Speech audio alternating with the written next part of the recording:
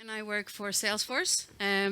I work with our strategic partners here and will be hosting this panel here today. With me, I have three amazing women from the Salesforce ecosystem. And obviously, what we will be talking about here today is how to work with your personal brand. And the whole theme of this conference today is level up, right? So what we want to discuss is how you do that with your personal brand and talk, professional brand, sorry, and talk with our panel here of how they have done and their experience, and also give some advice. And obviously your professional brand is a little bit of a mix between your skills, your competencies, and the way you are perceived, as one of the speakers spoke about earlier today, right? And this is even maybe more important in the tech industry, where we are females, an underrepresented group, and maybe that comes with a lot more challenges when it comes to stereotype, biases, and so forth. So we maybe need to be a little bit more aware of our professional brand, as we've been speaking about today. So that's what we will be doing. Please keep your questions to the end. We will be answering questions, and also come and visit our booth. Salesforce booth is on floor 4, and Solita's booth is on floor 5. Yeah, good. So you can have conversations with us afterwards as well. Great. Are you ready? Yes. Good. Yeah. So let me introduce our panel. Linda? Hi, nice to be here. I'm Linda Borelius. I'm from Solita. So I'm a Chief Partners Officer at Solita, and what I do is that I take care of the relationships that we have with our tech partners, and we have about 25 of them, so quite a handful. And obviously, a few of our partners are here today, so Salesforce, MuleSoft, and Tableau are some of the partners that we work with. And I've been in the data space for over 20 years. I started off by accident, fell in love with data when I worked at Ericsson. In Kista, I was in an export forwarding department, sending radio base stations all over the world, building out the mobile network, and started to work with data. Okay, how come we only have these few deliveries on time to China, for example? So that's when I fell in love with data and have worked with data ever since. So super excited to be here today. Thank you. Christina? Oh, yeah. Hi, I'm Christina. I'm also happy to be here today. And I have a background in business administration. And I've had various roles within the finance business, and also here in Sweden, but also abroad. And when you work in finance, you come across Excel, complicated trading systems and so on, where you always need to have this IT resource to support you. And this is actually why I'm here today. So I'm going to tell you a little bit about my story, how I went from finance to tech. Thank you. And Sofia? Yes, hi everyone, so excited to be here. My name is Sofia Larsson. I'm working as a client solution engineer with MuleSoft at Salesforce. But as you might know, we in Tech love our titles, so it doesn't really say anything about what I actually do. So I work in pre-sales, and when we meet our customers or prospects, we need to make sure that our solution is a good fit from a technical perspective to solve their challenges, and that's my job. Before I joined Salesforce, I worked at Tieto Every, or Tieto as it was named then, and I worked in various different roles like developer, solution architects, and manager for a while as well, all within the integration area. Perfect, thank you. Great, so let's kick this off. So obviously the theme for this conference is level up. So what does that mean for everyone? Everyone probably has their own version of it, right? So Christina, what is your thoughts on level up? What does it mean for you? I would say that level up for me is learning new stuff. And actually that's also why I'm here, in the sense of why I actually ended up here. And I think also the way of finding the right competences that are wanted from the market. And that's kind of also how I actually, what I missed saying before, ended up with the Salesforce at the end. Great, thank you. Sofia? Yeah, I agree. It's leveling up. For me, it's about skills, learning new stuff, making sure that you have the skills that you need in order to excel or succeed, like wherever you are. So for me, personally, I think that at the beginning when I heard level up, I immediately thought of, okay, it's like leveling up like in a hierarchy or changing the roles or something like that. But the role I had before, I was a client solution engineer. I was working as a manager, and then I switched roles. And many people told me, like, don't you feel like that's a step down?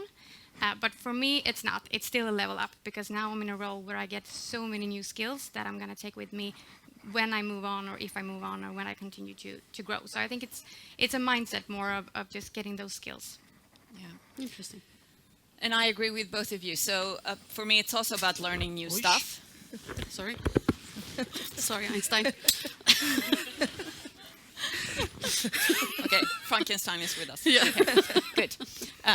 Yes, so learning new stuff, but also I would add to that, so being very opportunistic and saying yes when there is an opportunity.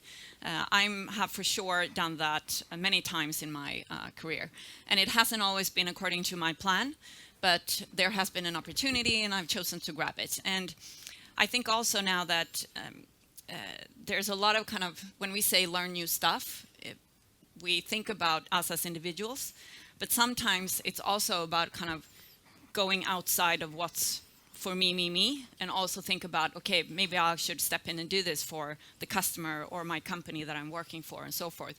And that is also opportunities. It might not be kind of, maybe not the tech in that project that you would like to work with, but it can bring other stuff. It will for sure have an impact on how your colleagues and your network will perceive you as a person. Like, are you flexible to work with? Are you willing to do kind of step up for the team and not kind of only be me? So team before me is also good sometimes. But for sure, keeping like an opportunistic mindset is super helpful. That's really interesting. I really like what you're saying about the saying yes to things that maybe are outside your comfort zone. Who in here has said no to things that are inside their comfort zone? I have several times. Yeah. So I think that's a really good mindset, right? To dare to say yes to things. So when we talk about how you build your personal brand, can you give us some examples, Sofia, of how to build your personal brand? Yeah, so for me, building a personal brand is not something that I've been like super intentional about. I haven't been like really active on LinkedIn or social media or anything like that.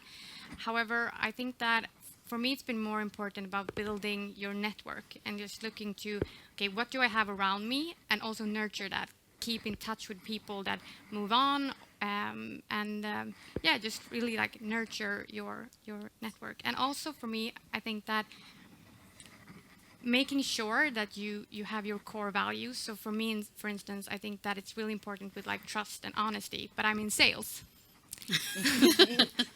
which means that I couldn't really do my job if I didn't actually believe in the product that I was working with. So I really believe that we're doing great things for our customers, and that shines through. I think people notice that, and it makes me feel like, well, I know I can trust Christina because she will always be like honest with how things works and so on. So I think that that is also a way to build your personal brand, which is just as important as like social media or LinkedIn or being like known externally, so to say. Definitely. Yeah, I think coming to the external part, I wish I could stand here and say I was super strategic and I was, the thought leader and sharing all sorts of opinions and smart things on LinkedIn, but haven't done any of that, not intentionally at least. So I think for me, personal branding is a way of establishing and consistently reinforcing who you are as a person and what you stand for. And it's more like, what is my identity at work? And what kind of professional reputation am I building? So I believe in doing good stuff, and that will eventually kind of build your brand in your network. And I think I've been really good at kind of building my brand in my network. So with maybe this is kind of a narrow scope, but like Stockholm data analytics, not too big. So within the customers and partners and consultants and so forth, I have like a very strong network, which has been super, super helpful. But so believing in doing good things, and it will eventually lead to career moves. But obviously that has also, now looking kind of back to all the things I've done, it's been like running a marathon. I think there might be shortcuts if you're more strategic and want to kind of build your brand on LinkedIn. There are maybe easier ways of doing that, but I still believe that starting from internally, so who are you, what are you doing at work, and kind of the stuff that you're doing internally, it's a very good start. Because if you look at kind of the flip side of that, or another way of doing that, and I've seen some bad examples. So people that talk about stuff on stage or on LinkedIn, and then the people working in that person's organization don't recognize themselves. It's kind of only talking but not delivering. So I would do the opposite. So do the job first and then kind of talk later. Mycket snack och liten verkstad. Sorry.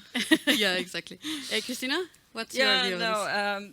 I agree and disagree a little bit, as always. No, but for me, it's important in every interaction. It's kind of building my brand is when I meet people here today. It's kind of, this is who I am, and I'm just kind of trying to be the best version of myself when I meet people. Because one thing for sure, Sweden is quite small in the world, and we will meet people along the way throughout our life and coming back in different roles. So just trying to be true to yourself in every interaction. And one of the things that I actually did to build my Salesforce brand was to be there, and I've actually been out on LinkedIn. I've been active in the Salesforce community. And one of the things on LinkedIn that I did, because I was really proud of my achievements, was to post my achievements there. And that was really, really what I wanted to show the world. Unfortunately, at that time, it didn't really get a lot of attention, especially as my Salesforce network was not that big in the beginning. It came from the finance, and they didn't even understand what I was doing or what Salesforce was. So very few likes. It grew with time, although, so I'm quite happy. But it's something where it's actually really, really helped me. And nowadays, I'm actually here, standing and talking for you because of that. That's great. Really For good. you. Linda, going back, as I know a little bit of your background, so obviously you're in sales, but that was not the plan. So how did that happen? Yeah, so as I was saying, I fell in love with data, but last kind of 10 years I've been doing more sales, and that was for sure not the plan. It took a very long time before I could feel comfortable saying that I was in sales even. And quite often I run into people, and especially women are a bit afraid to be in sales, that it's something, like something bad. We're supposed to convince people to buy stuff. And in data and tech, it's absolutely not like that. So to be successful in sales in this industry, so it's more about giving guidance and being the trusted advisor. I always try to listen a lot and try to understand the customer situation. What are the challenges they are trying to solve? How can we help? What are the vision that they want to accomplish? And then be very, very generous and share information, knowledge, experiences. How can we help? So it's more about that than convincing people. And I think especially being in tech, if you know your stuff, you can be super, super helpful in the customer conversations and helping companies. Because everyone today can Google basically anything, and there's like an information overload. So that's actually the problem. So we can really contribute by sense making. So how can we help in reducing complexity, reduce the noise, and simplify stuff? So that's how I lately have been kind of finding myself in really rewarding situation as well with customer conversations. Like how can we help and make sense? Because it's not everyone out there that understands tech the way that we do. So it's been unexpected, not planned for, but a way to level up. So using my passion from data in sales. I really agree with you about the sales part there. When I switched roles, I was a little afraid going into a sales role because I don't know why, but it was scary. But I have to say, actually, it's one of the most rewarding jobs that I've had, and one of the most challenging. So if you like a challenge, go into tech sales. That's good. So talking about challenges, so Sofia, can you tell me a bit about how you dared to level up and face some of the challenges that comes with it? So I think, first of all, I have a rule for myself that I can't say no to things just because it's out of my comfort zone. So that's a good rule to apply. So if I'm going to say no, I have to have at least one more reason than just that it's out of my comfort zone. So that's one way of doing it. And as Linda said, be a little opportunistic and say yes to things. And I also think that like we all have different challenges. For me, I think that maybe one challenge that I had that was a little different, maybe from others, is that I don't live in Stockholm or any big city. I live up in a small city in the north of Sweden. And before the pandemic, one of my challenges was that there aren't that many cool companies in the north of Sweden, to be honest. There are a few, but not that many. But that kind of changed after the pandemic. So it was easier to get more like opportunities because like pre-pandemic and after pandemic, totally different like markets. It's really cool to see. And also you get another sense into some diversity from a geographic perspective into the workforce as well. But how I dared, I don't know. I just say yes. That's good. And like you said, that's a super, really good insight, you know, that with the geographical diversity as well. I think everyone in this room probably agrees that there's a pre and, you know, after pandemic, right? You know, where we can apply for jobs and how the work market looks like. And I think if companies are going to stay up to date, they just need to roll with that. Otherwise, they're not going to get good people on board, I think. Personal opinion. Great. So Linda, tell us how you dared and faced challenges. Yeah, there have been quite many. So there are a few things that might stand out more than others. So I had just turned 30, I had a stable life, I had a boyfriend and everything, and I was like, no, I'm going to China, I will work in Shanghai and do sales. And so I did that, and that was for sure out of my comfort zone. It wasn't in IT, it was kind of air freight, ocean freight sales at DHL in China, but it was a recession at home, so there were basically no jobs in IT. So I did that, and super scary, but more passionate about succeeding and trying it out and up for kind of the excitement. And I think also when I transitioned into being a consultant in 2005, so that was also super scary. I had worked in large organizations, so, you know, Ericsson's and the DHL of the world. So became a consultant, had never done that before, super scary, and also a company of 18 people. I was like, what are we doing if we're kind of out of projects? I will be out of a job. So that was super scary as well. But I was so passionate about actually going into consultancy and helping customers with data. So I just went for it. And I think also kind of another thing that standed out was in 2012, me and 3 other guys founded a consultancy, and I headed up the role as CEO. Hadn't done that before, had overnight multiple hats on, recruiting, selling, marketing, everything. So that was a huge challenge, but the kind of most work I've ever had, really challenging, but also the kind of most fun and rewarding for sure. And that's also when I more heavily transitioned into sales. We became Gazelle company, so we did really well. And a few years ago, we were approached by Solita, so that's how I ended up in that company. So we were acquired by Solita, where I'm right now. So bold decisions, super scary, but very rewarding because I kind of followed my heart. It sounds cliche, but that's what I did. And last thing to point out there is like, if you look at achievements or my achievements, it hasn't always or very seldom been kind of only up to me. So always a team effort. So one advice would be to surround yourself with really good people and do things together, because it's like, it's tough as it is. Definitely. Yeah. Christina, tell us a bit. No, well, I totally agree here with Linda. We've all talked about this with being able, wanting, or throw yourself out there, dare to fail. I for sure have failed in life more than once. And I've never been the top performer, So I've always kind of managed my way through life, but I also learned that if I work hard with something, I actually manage to reach where I want to go. And like Linda was saying, is not just surrounding by the closest work colleagues, but actually also with my family and the friends close to me. So when it's tough and I might fail, there is someone there that can help me and pick me up, and I can do the same for them. And I think that has actually really helped me come where I am today. Thank you for that. And obviously, I will stay a bit with you, Christina. Obviously, you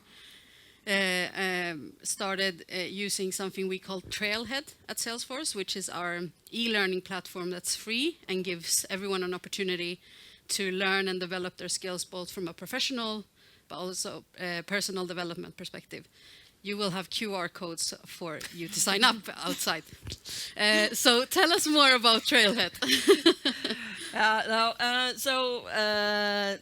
A couple of years before Trailhead was launched a couple of years before I actually got to know Salesforce the first time, which was in 2016.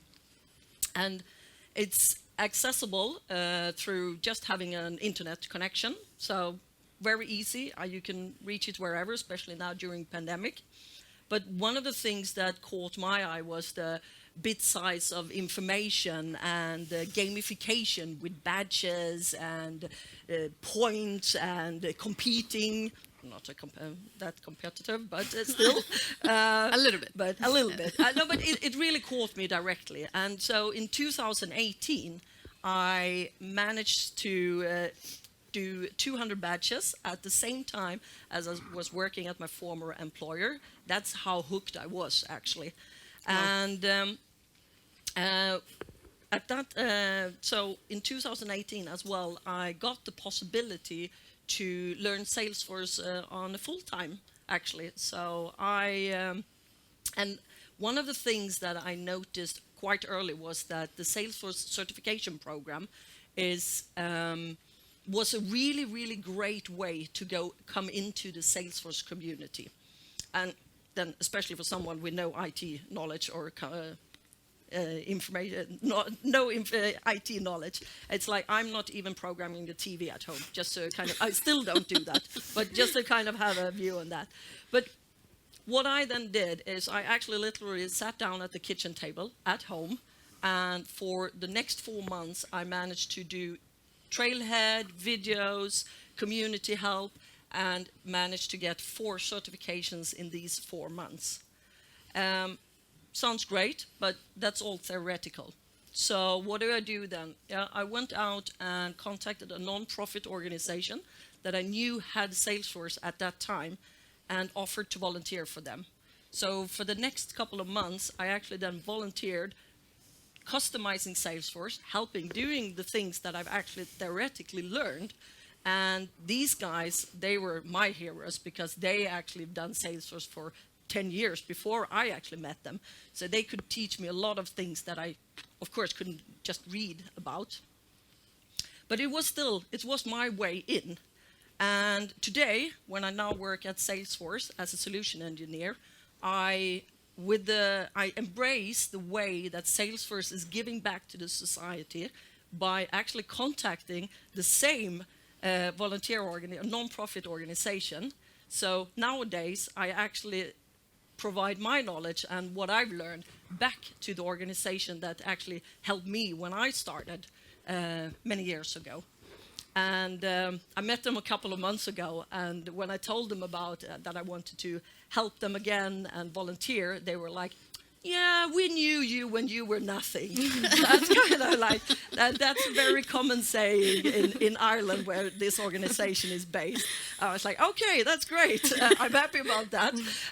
But it's still, what actually happened after my time with the non-profit organization was that through my postings that I did there, and then which I was really proud of on LinkedIn, there was a partner that recognized me and then actually contacted me for a cup of coffee. Barry is like, we should just have a relaxed cup of coffee, nothing serious. I got invited, I came there, and it was the board member and the owner of the company. Proper interview. I was like, But it actually landed me a job in the Salesforce ecosystem, and now 4 years later, I've then got my job here as a solution engineer at Salesforce.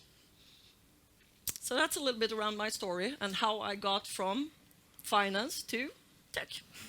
That's really interesting. And as you can hear, that we have three very different stories here, right? You know, how you can get to the kind of the same end goal in that sense, but have different approach to it. So that's, very, very interesting to hear. So we have talked a little bit about these amazing women in this panel's journey. So people are sitting here today. So what advice would you give someone that wants to level up? And what skills do you think they need? Sofia? We have mentioned like being opportunistic, right? I also think that it's a good idea to actually have a plan. And it doesn't mean that you have to know exactly what you want to do in 10 years or where you want to go. It's more about reflecting about your own goals and making sure that you know which skills you need to acquire in order to reach your goals. So for instance, if you think it sounds really cool to be an architect, then you need to find out, okay, how do I get there? What skills do I need? Who can help me? Who can support me? So I think that, like, you need to make a plan so you can make these conscious decisions. So my advice would probably be, like, take ownership over your own personal development and your goals. And also surround yourself with great people, as we said earlier. I personally have a mentor. She's amazing. She's helped me a lot. I also had a coach. I have a lot of people that I want to talk to about my own personal development. I have people everywhere. But that helps a lot because it's not always easy to see things when it's about yourself. So find someone to challenge you on your own personal development. That helps a lot. Interesting. Linda? Yes. Advice and skills? Yeah, I'm reflecting on what you just said here about having a plan. Yes, I agree. But my experience is that it's different depending on who you're talking to. So if you're talking to someone my age, then like being an architect, it's like realistic to spend 3 years building that experience. Whereas one that just got out of the university might say, oh, I've been with this customer now for 3 months. Now I think I'm ready to be an architect. So it's kind of that expectations are different when it comes to time frame. And it's a bit refreshing as well, but for sure. So I totally agree. So have a plan, but then as maybe an opportunity arises, also be a bit flexible. And also a given one when it comes to advice, just, find your interests and passions and see where that leads you.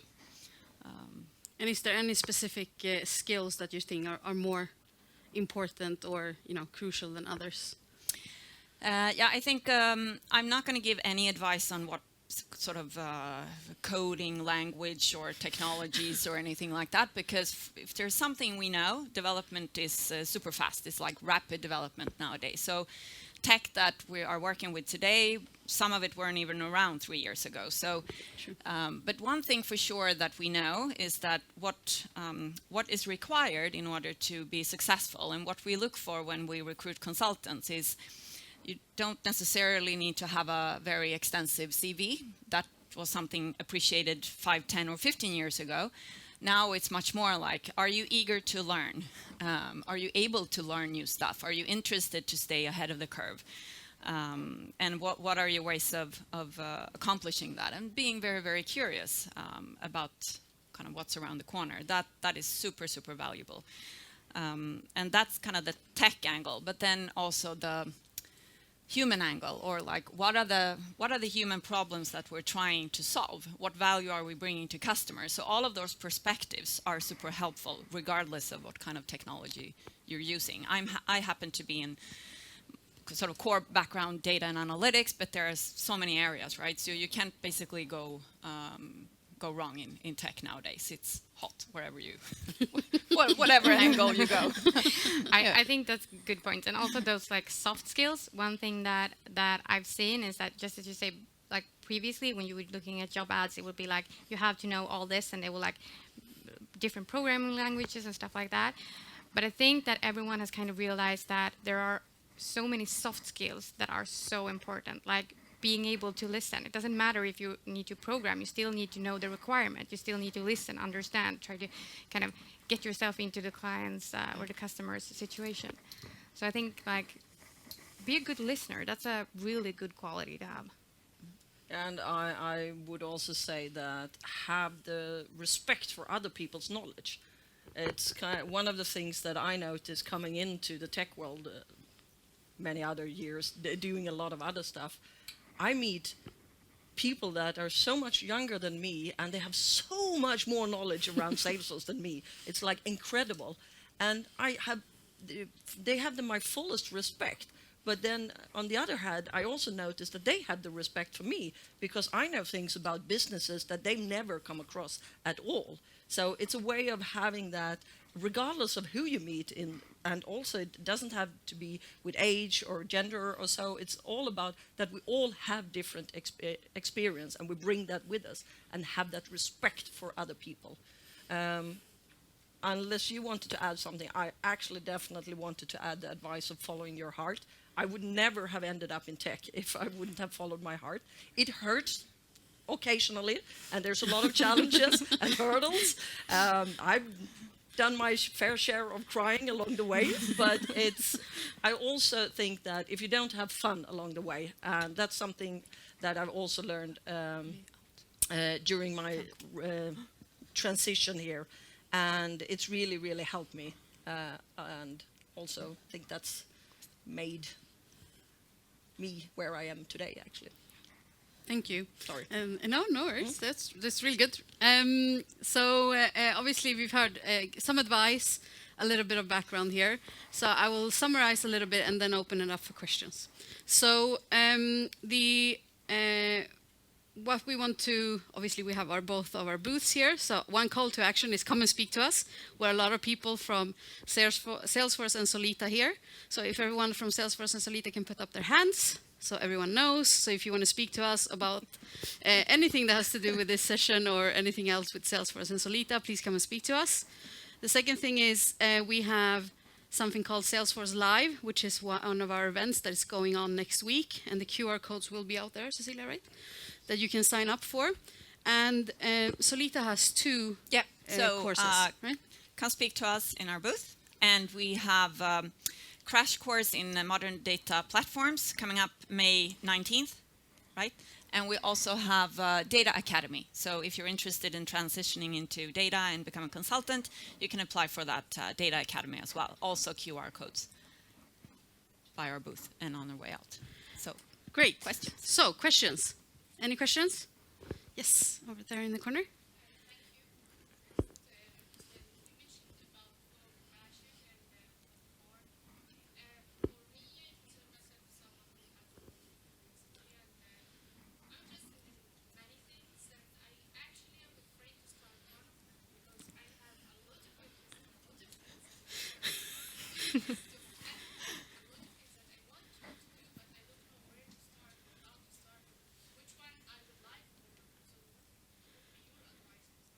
So I'll just repeat the question. I have so much passion and so much interest. Where to start? And the day has only 24 hours. Right? Yeah, I heard that before. Yeah, good luck for you. I think more people are struggling to find their passion. But, you know, what to say? Try out things. This will sound like a salesy advice, but maybe it is. I'll go for it. So one of the people change jobs very often nowadays, even not staying on board with a company for 6 months. So quitting faster is quite common, very common, actually. So one of the reasons why we kind of are offering to consultants is actually that, to try out different kinds of customers and projects. Could be one way of trying out and find like what are you mostly interested in. I also think that don't be afraid to choose one, because if it doesn't work out, just choose another one. Exactly. Don't You be have afraid time. of failing. It's like no, but seriously, it's that's how I also did it. It's actually Salesforce is my third career. We haven't even started. I actually had one before the finance part as well, but we kind of narrowed it down to 2 this time. But yeah, it's If you want to know more. More questions? Yes.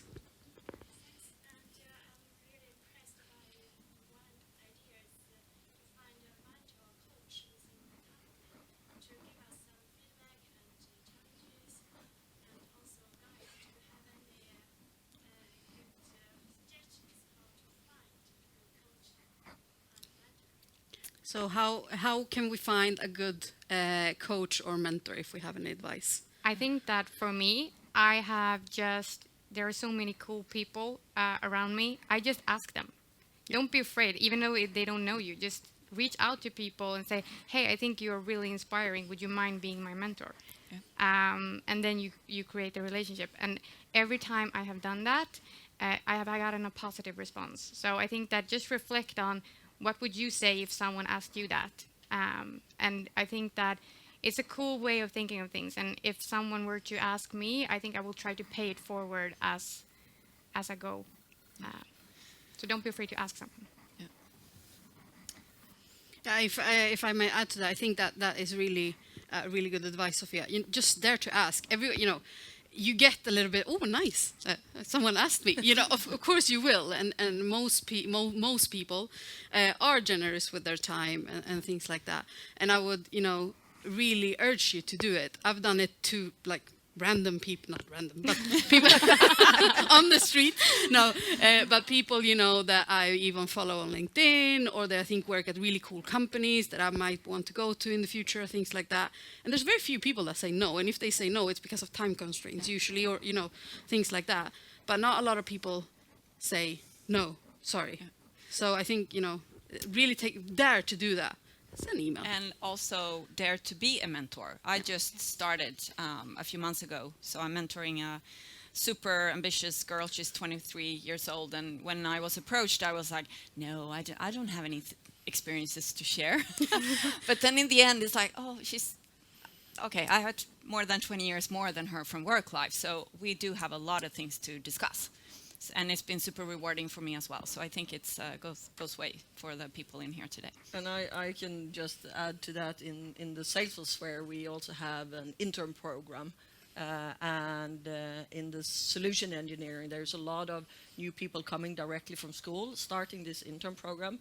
And they've now, because of all of this, which I kind of shied away from, which is very out of my comfort zone, but they've now approached me as like, do you want to come and talk to us? And tell your story. It's like the same there. You react, should I? But it's really important to be there and show your interest in their progress as well, and being there, as a mentor. Thank you. I think we had a question down there.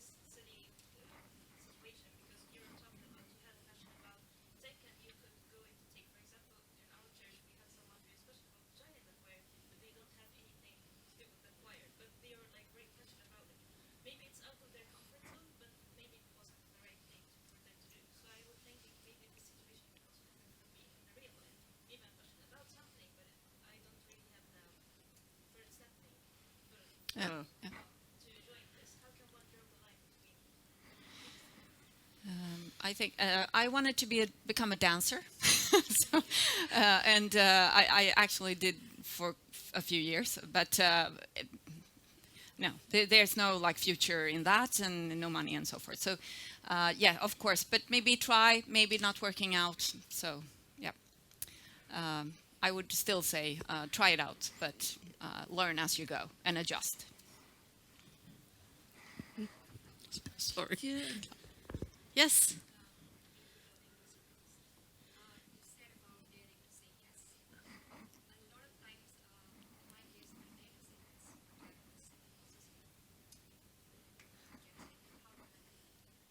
So how do you handle imposter syndrome?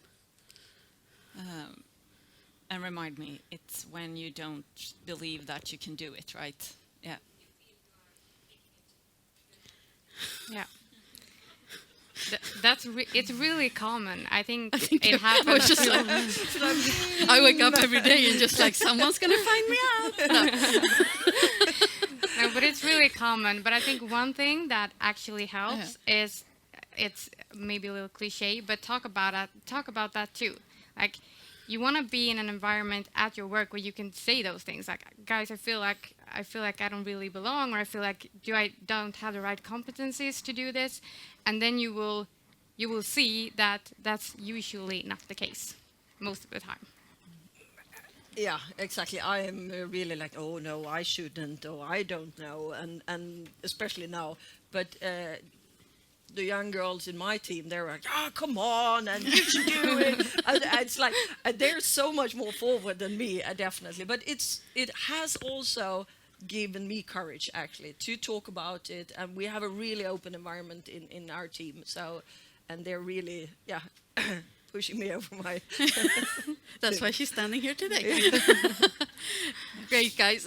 We don't have time for more questions. I'm being told that we need to be quiet. No, we will still be here if you want to speak to us. And thank you so much for your attention. I hope you enjoyed it. Thank you. Thank you. Thank you.